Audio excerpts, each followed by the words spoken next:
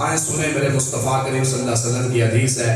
حضرت ابن عمر رضی اللہ تعالی عنہ بیان کرتے ہیں کہ رسول پاک صلی اللہ علیہ وسلم نے ارشاد فرمایا کہ جس نے میرے وصال کے بعد، لفظ توجہ سے سننے ہیں، جس نے میرے وصال کے بعد فرمایا کہ میری قبر اطہر کی زیارت کی، لفظ توجہ سے سننا، فرمایا میرے وصال کے بعد میری قبر اطہر کی زیارت کی، یعنی میری قبر مبارک کی زیارت کی، تو سرکار مدینہ صلی اللہ علیہ وسلم نے فرمایا کہ وہ یہ سمجھے کہ میں اس شخص کی طرح ہوں جس شخص نے جاگتے ہوئے سرکار مدینہ کی زیارت کی ہے.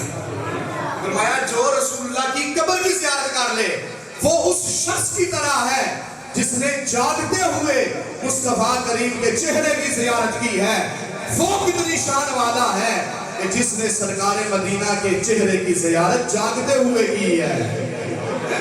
وہ کتنی شان والا شخص ہے، وہ کتنے مقام والا شخص ہے کہ جس نے جاگتے ہوئے سرکار مدینہ صلی اللہ علیہ وسلم کے چہرے کی زیارت کی ہے.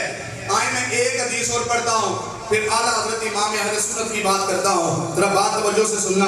میرے مصطفیٰ کریم صلی اللہ علیہ وسلم نے فرمایا کہ حضور نے فرمایا کہ جس نے حج کیا، فرمایا حج کے بعد میرے قبر کی زیارت کی، یہ مصطفیٰ کریم کا فرمان ہے. فرمایا جس نے حج کیا، حج کرنے کے بعد میری قبر کی زیارت کی، فرمایا میرے وصال کے بعد، فرمایا وہ اس شخص کی طرح ہے کہ جس نے میری ظاہری زندگی میں میری زیارت کی ہے.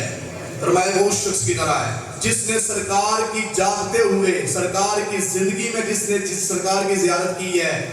اس شخص کی شان تو بہت اعلیٰ ہے، لیکن فرمایا جو حج کے لیے گیا اور حج پر جانے کے بعد میری قبر پہ آیا، میری قبر کی زیارت کی، فرمایا میری قبر کی زیارت کی، اس کی شان یہ ہو گئی، فرمایا وہ اس شخص کی طرح ہے کہ جس نے جاگتے ہوئے میری زندگی میں میری زیارت کی ہے.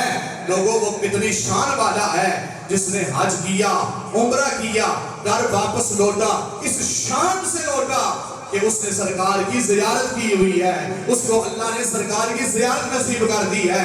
یہ شان ہے سرکار مدینہ صلی اللہ علیہ وسلم کے امتی اور غلاموں کی کہ قبر مصطفیٰ کی زیارت کرنے سے اللہ زیارت مصطفیٰ کا ثواب عطا فرما دیتا ہے.